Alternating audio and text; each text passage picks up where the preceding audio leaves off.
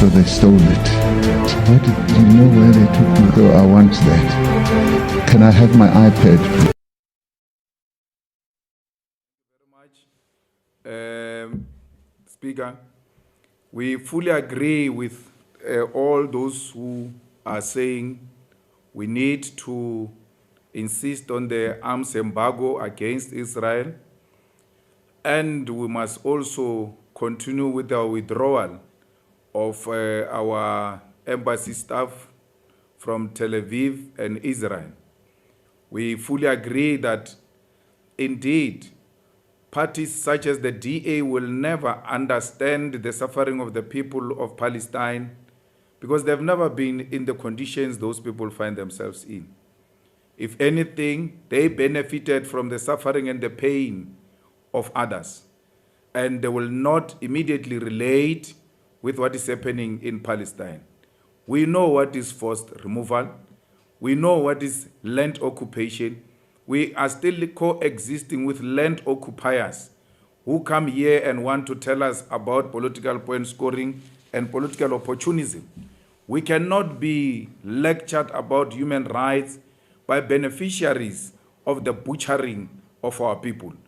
People who still wish that the tables can turn and that they can perpetuate what they used to do during apartheid days. So for the fact that they do not have an experience of being a victim of an apartheid, they will never support this. Why should it come as a surprise that the IFP will not support an action to remove an Israeli embassy? They did not support sanctions against apartheid. They did not support the international isolation of the South African apartheid. And they've always been the collaborators. They are direct beneficiaries of some of those who are linked with the apartheid, Zionist apartheid state. So apartheid collaborators and the people who opposed apartheid sanctions and international isolation do not stand any chance of supporting exactly the same call that we're making, because we know the power of international solidarity. So we're calling on all progressive forces to reject the blackmail of the FF Plus when it says the ANC will support EFF, the ANC can't support EFF, the ANC must be bold. That's how those who benefited from the blood of others will behave. The bloodsuckers, the vultures, the people who are still longing for the human flesh of Africans will never see anything wrong with what is happening in Palestine. Stop scaring us about economic opportunities that are going to be denied when we are removing the embassy of Israel. That is Swarfar. It is what Afrikaner apartheid apologists survived with. They always created scaremongering and scare tactics for people not to support the genuine struggle. A product, the immediate beneficiary, the grandchild of the inventors of Swarfar is coming with Swarfar tactics here, that there are certain economic opportunities that if you remove the Israeli embassy, you will forfeit those opportunities and certain skills.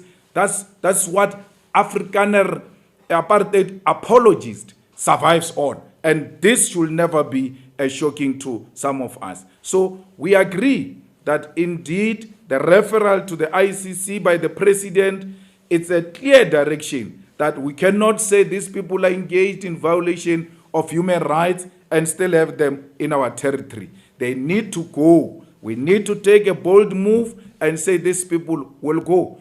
And these people must go with immediate effect. We are not opposed to any amendment of any motion, because for us, this is not political opportunism. This is not point scoring. As long as at the end of the day, we agree that the Israeli embassy must be dismissed from South Africa. The rest of other gymnastics, which people feel that they need to add on this motion, are more than welcome, especially the ANC that prides itself of having benefited from international solidarity. It's an opportunity now for you to stand on the side of the people of Palestine, who have been on the side of the people of South Africa in the struggle against apartheid. It is our opportunity now to thank the world and teach the international criminals that their crimes will no longer go unpunished. Our struggle for the self-determination of the people of Israel is nothing against the Jewish people, is everything against Netanyahu, is everything against the Zionists, is everything against violation of human rights.